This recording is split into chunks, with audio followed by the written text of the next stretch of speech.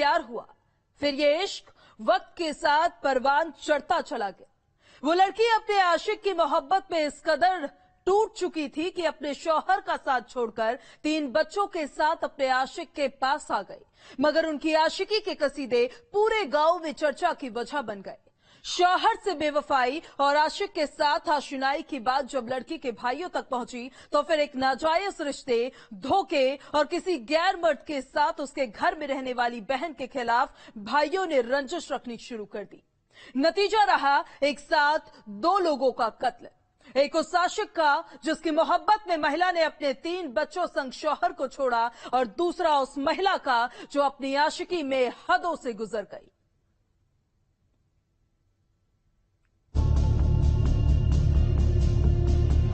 आशिक के लिए छोड़ा शौहर का घर, आशिक के साथ ही हो गया मर्डर। प्यार करने पर परिवार बना हत्यारा। बहन के साथ उसके आशिक का कत्ल। बेवफाई का नतीजा, भाइयों ने कर दी हत्या।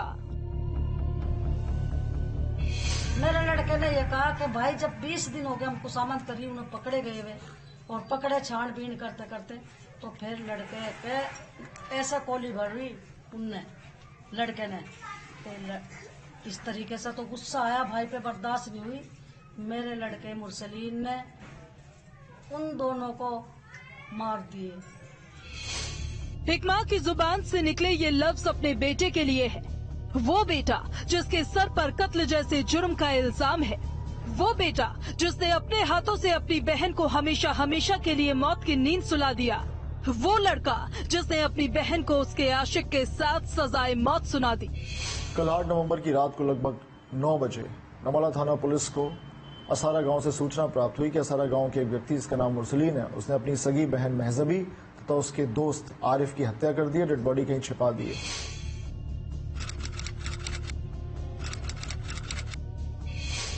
जुर्म की उस वारदात की शुरुआत होती है 8 और 9 नवंबर की उस स्याह रात से, जब टूटते हुए रिश्तों का खूनी अंजाम बागपत के असारा गांव में दहशत की वजह बन जाता है। जुर्म की ये दास्तां 2 अलग अलग किरदारों की आशिकी के बीच घूमती है। पहले किरदार का नाम है आरिफ, जो रिश्ते में लड़की का आशिक था। दूसरा किरदार है महजबीन, 3 बच्चों की वो माँ जिसने अपने आशिक के लिए शौहर को छोड़ दिया।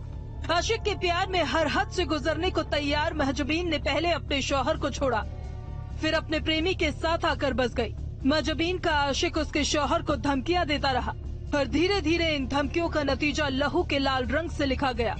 लड़के ने रो रो के ये कहा था, भाई 3 बच्चे इसके हैं, 3 उसके हैं, वीरान है। पति को धमकी दी थी।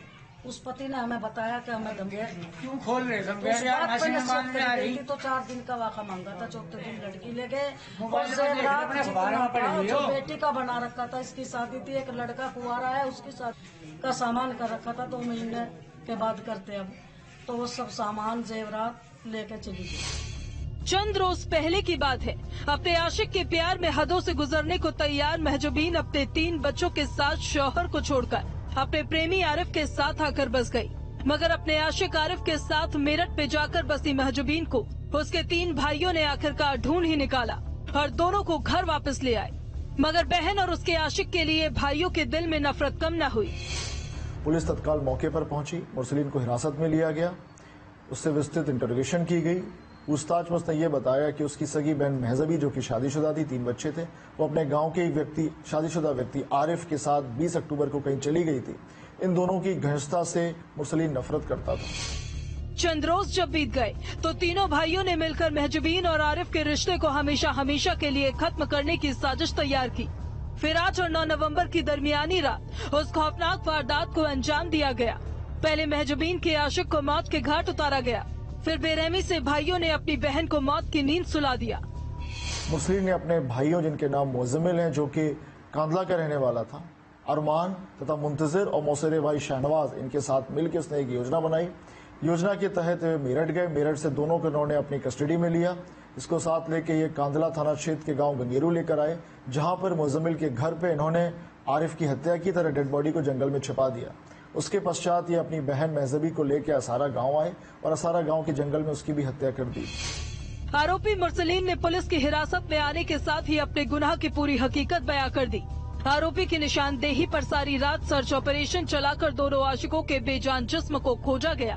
फिलहाल लाश पुलिस के कब्जे में है और आरोपी सलाखों के पीछे है। रात भर पुलिस का सर्च ऑपरेशन चला। सर्च ऑपरेशन के पश्चात दोनों डेड बॉडी को पुलिस ने रिकवर कर लिया है। दोनों डेड बॉडी को मोर्चरी भेजा गया, जहां पोस्टमार्टम उनका कराया जा रहा है। उनके परिजनों को सूचना दे दी गई है। शामली पुलिस को अवगत करा दिया गया है। इसमें उसके मौसेरे भाई शाहनवाज और मुरसलीन दोनों को हिरासत में ले लिया गया है। अन्य अभियुक्तों की तलाश की जा रही है। इस संबंध में नियमानुसार वैधानिक कार्रवाई की जा रही है। पहले उसने शौहर का साथ छोड़ा, 3 बच्चों के साथ आशिक के साथ आकर बस गई, लेकिन महजबीन की आशिकी उसके परिवार की आंखों में खटकती रही। महजबीन के अपने सगे भाई ने पहले तो बहन के शौहर को मौत के घाट उतार डाला, फिर बहन की हत्या कर आशिकी का अंजाम लिख डाला। इस सनसनीखेज वारदात के बाद से ही बागपत की सूनी पड़ी गलियों में सन्नाटा पसरा हुआ है और खामोश जुबानों पर यही एक सवाल है कि आशिकी और नाजायज रिश्ते का नतीजा किस कदर डरावना हो सकता है। क्राइम कंट्रोल के लिए बागपत से मनुदेव के साथ टीम न्यूज स्टेट। मेरठ के एसएसपी ऑफिस में एक लड़की अपनी गुहार लेकर पहुंची। सहमी हुई आवाज में जब उसने अपने साथ हुए सलूक के बारे में बताया तो उसके ऊपर बीते 3 सालों से किए जा रहे जुल्मों की एक ऐसी दर्दनाक कहानी सामने आई जिसको सुनकर किसी का भी कलेजा कांप उठेगा। 3 बरस से उस लड़की को घर की 4 दीवारियों के अंदर कैद करके रखा गया था। 3 साल से वो अपने मकान में ही घुट-घुट कर जी रही थी, लेकिन जब उन 4 दीवारों से आजाद होकर लड़की एसएसपी ऑफिस पहुंची तो उसने अपने घर वालों की गंदी सच्चाई बताई। घर वालों की वजह से ही वो लड़की आज खौफजदा है और इस कदर सहमी हुई है कि उसको डर है कि कहीं उसके घर वाले ही उसका कत्ल ना कर दे। बरस तक जीती रही घुट घुट कर, 3 साल तक जारी रहा जुल्मों का सिलसिला। एसएसपी को बताई घर वालों की सच्चाई। मर्जी से शादी के बाद जान को खतरा, घर वालों के दिल में छिपा कत्ल का इरादा। चेहरे पर नकाब और आंखों में मायूसी के साथ वो लड़की एसएसपी ऑफिस के दर पर खामोश खड़ी है। इस खामोशी के तले 3 बरस की चीखें दबी हुई हैं। इन सहमी हुई आंखों में 3 बरस तक जुल्मों की दास्तां छिपी है। हाथों की लकीरों में 3 साल तक लगातार जुल्मों के निशान दिखते हैं। मैं अपनी मर्जी, मेरे घर वालों ने मेरे साथ जबरदस्ती की है और मेरी पढ़ाई छुड़ाई है। मैं अपनी मर्जी से शादी करना चाहती हूँ और मैं बालिग हूँ। मैंने निकाह कर लिया है अपनी मर्जी से, जिससे मैं 8 साल से प्यार करती थी। कितने टाइम से पढ़ाई छुड़वा रखी है आपकी? 3 साल हो गए। क्या कहते हैं घर वाले? घर वालों को जब पता चला था तभी मेरे घर वालों ने पढ़ाई छुड़वा दी। मेरठ में एसएसपी के सामने मदद मांगने के लिए पहुंची उस लड़की ने जब अपने साथ हुए जुल्मों का खुलासा किया तो उनको सुनकर रूह भी कांप उठी। जिस लड़के से वो लड़की 8 साल से मोहब्बत करती थी, उसके साथ शादी के ख्वाब देखे, लेकिन घर वालों की मर्जी बेटी की खुशियों में न थी। मोहब्बत उनकी नजरों में इस कदर खटक गई कि लड़की के घर वालों ने अपनी बेटी को ही कैद कर लिया। तो मुझे घर के अंदर रख रखा था, उन्होंने मुझे जाने नहीं दिया, उन्होंने मना कर रखा है मुझे कहीं जाने से। वो कहते हैं कि मैं हमारी मर्जी से शादी करूंगी। कितना टाइम आपकी शादी हो गया? 10 दिन हो गए, मैंने अभी निकाह कराया 10 दिन पहले। 3 सालों की कैद से छूटकर लड़की ने जब अपने प्रेमी से शादी की तो घर वालों ने उससे शादी को मानने से इनकार कर दिया। बेटी को पहरे पर रखने का इरादा कर चुके उसके घर वालों के चंगुल से लड़की छूटी तो अपने ऊपर बीते 3 बरस से हो रहे एक जुल्म के बारे में पुलिस के अफसरों को सब कुछ बता दिया। थाना लिसाड़ी गेट के अंतर्गत एक महिला ने आकर प्रार्थना पत्र दिया कि उसके घर वाले उसको परेशान करते हैं और वो पढ़ना चाहती है, जबकि घर वाले उसकी शादी करवाने को लेकर जबरदस्ती दबाव बना रहे हैं। इस वजह से वो घर से चली गई है और घर वालों ने कुछ समय तक उसको घर में जबरदस्ती अंदर बंधक बना के भी रखा। इस पूरे प्रकरण में मेरे द्वारा जांच का आदेश दिया गया और साथ ही साथ घर वालों के ऊपर कार्रवाई करने के लिए बताया गया और जो युवती को अगर सुरक्षा की जरूरत पड़ेगी तो उसको सुरक्षा भी दी जाएगी। जिन घर वालों ने लड़की को कैद कर रखा था उनके इरादे अब जरा भी नेक नहीं हैं।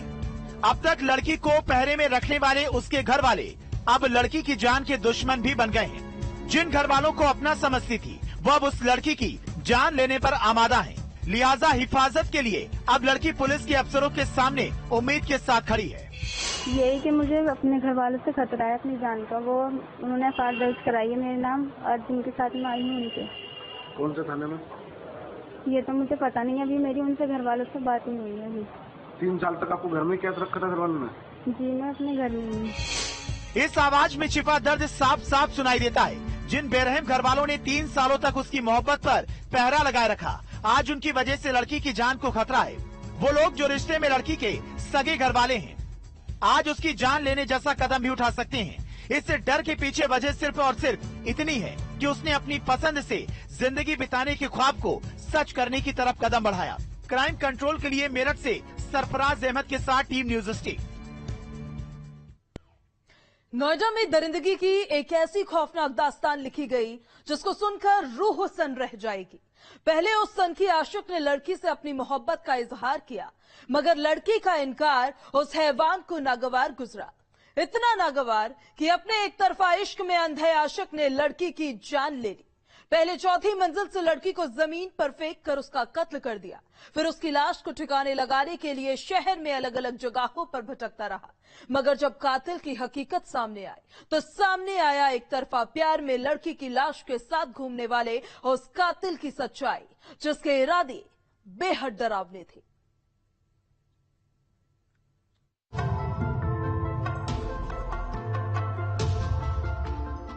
एक तरफा प्यार के लिए हत्या,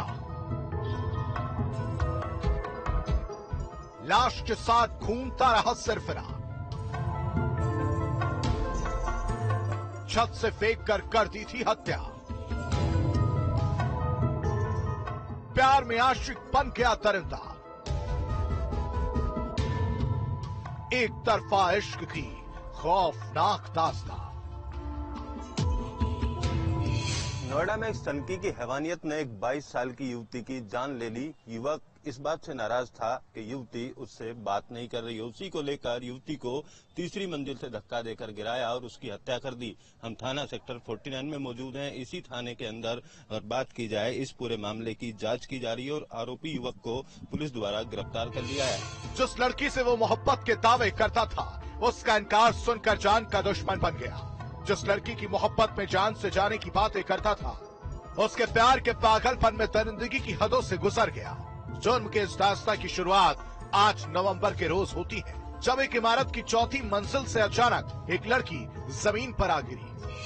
आज सेक्टर 49 में ये सूचना प्राप्त हुई कि एक युवती छत से कूद गई है, जिसे लेके उसके परिजन अस्पताल गए हैं। मौके पर पुलिस पहुंची तो ज्ञात हुआ कि ये 22 वर्षीय युवती छत से गिर गई है या कूद गई है और उसका जो भाई है गौरव, वो उसे लेके अस्पताल गया है। पुलिस तक तो ये खबर पहुंची कि लड़की छत से नीचे गिरी है और उसका भाई लड़की को लेकर अस्पताल की तरफ गया है, मगर यह हकीकत अभी आधी अधूरी ही थी। असल सच्चाई तो अभी खुलनी बाकी थी।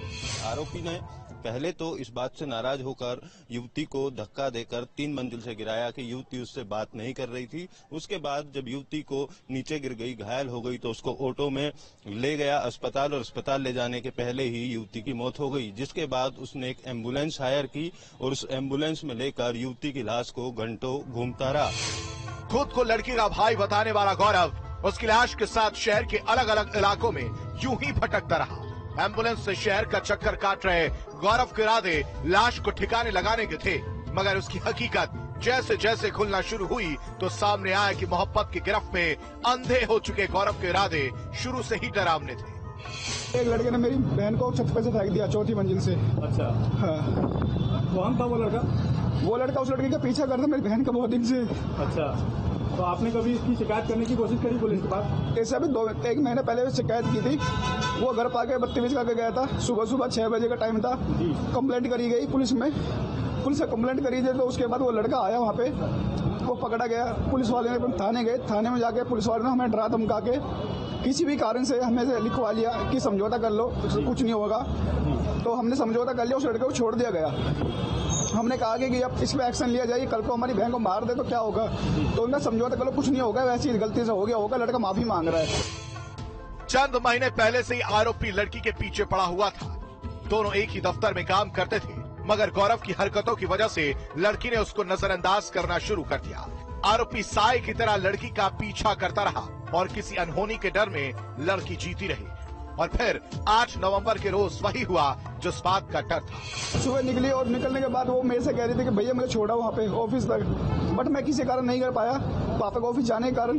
तो वो चली गई। अब उस टाइम थोड़ी देर बाद ही वहाँ से हमारे जीजा निकल रहे थे, वो उन्होंने देखा कि उस छत के ऊपर से उस लड़की को फेंक दिया गया।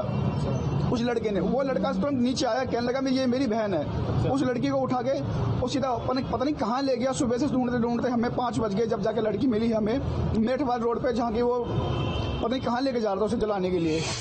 चौथी मंजिल से लड़की को धक्का देने के बाद आरोपी गौरव ने खुद को लड़की का भाई बताया और फिर उसकी लाश को लेकर अलग अलग जगहों पर भटकता रहा। इस बीच लड़की के साथ हुए हादसे के बाद से गौरव की तलाश जारी थी और ये तलाश खत्म हुई नोएडा से सटे शहर गाजियाबाद के लालकुआ इलाके में, जहां आरोपी लड़की की लाश के साथ रंगे हाथ पकड़ा गया। पुलिस ने मोबाइल सर्विलांस के आधार पर युवक को लाश के साथ गाजियाबाद के लालकुआ इलाके से गिरफ्तार किया है। आरोपी से बातचीत में ये पता चला है कि युवक और युवती एक ही दफ्तर में काम किया करते थे और पहले उन दोनों के बीच बातचीत हुआ करती थी, लेकिन कुछ दिन से युवती ने उस युवक से बात करना बंद कर दिया। उसी बात से वो नाराज रहा और कुछ दिन पहले युवती के घर पर जाकर भी उसने हंगामा किया। मामला इसी थाने में पहुंचा था। दोनों पक्षों को बैठाकर समझाया गया और युवक का चालान 151 में किया गया, ऐसा पुलिस अधिकारियों का कहना है। गिरफ्त में आने के बाद आरोपी ने अपने घिनौने इरादों के बारे में बताया। पता चला कि लाश को ठिकाने लगाने के लिए गौरव ने एक एम्बुलेंस बुक की। इसी एम्बुलेंस में वो लाश को लेकर जा रहा था, मगर अपने इस मंसूबे में वो उस वक्त नाकाम हो गया जब पुलिस ने आरोपी को लाश के साथ रंगे हाथ दबोच लिया। ये व्यक्ति आज उससे मिलने आया लड़की से पुनः, और इसके द्वारा जबरदस्ती की गई कि लड़की उसके संपर्क में रहे। लड़की द्वारा मना किया गया तो इस युवक द्वारा उसे धक्का दे दिया गया और यहाँ से उसकी डेड बॉडी लेके भाग रहा था। पहले गाजियाबाद गया, उसके बाद मेरठ की तरफ जा रहा था। ये फोन नहीं उठा रहा था। सर्विलांस से इसका लोकेशन ट्रेस किया गया और पुलिस युवती के परिजनों को लेकर साथ में गई और गाजियाबाद से इसको पकड़ा गया। पकड़े जाने में उसने सारी घटनाक्रम स्वीकार किया। गिरफ्त में आने के बाद भी आरोपी की आंखों में जरा भी शर्म न थी। पुलिस की हिरासत में पहुंचकर भी वो दरिंदा लड़की के घर वालों को धमकियां दे रहा था। एक कत्ल के आरोप में सलाखों के पीछे पहुंचकर भी घर वालों को खौफ दिखा रहा है।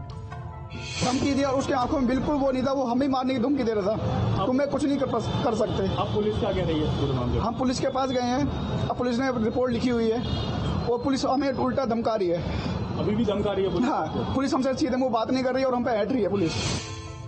लड़की ने उसकी मोहब्बत को ठुकराया तो उसके अंदर छपा भेड़िया सामने आ गया। पहले आरोपी ने लड़की को इमारत की चौथी मंजिल से फेंक दिया। लड़की की मौत होने के बाद मुलजिम लाश के साथ शहर में अलग अलग जगहों पर चक्कर काटता रहा। इरादे लाश को जलाकर खाक करने का था, मगर इन मंसूबों में कातिल नाकाम रहा। फिलहाल आरोपी सलाखों के पीछे है और अपनी लड़की को खो चुके उसके घर वाले बेटिया के लिए इंसाफ मांग रहे हैं। युवती के परिजनों की अगर माने तो उन लोगों द्वारा पहले भी शिकायत की गई थी और इसी वक्त द्वारा कई बार समझाया भी गया था। बावजूद उसके युवक अपनी हरकत से बाज नहीं आया। अब पीड़ित युवती का परिवार सख्त सजा इसको दिलाने की मांग कर रहा है ताकि आने वाले समय में ऐसा कोई सन की किसी और युवती के साथ ऐसी घटना को अंजाम न दे पाए।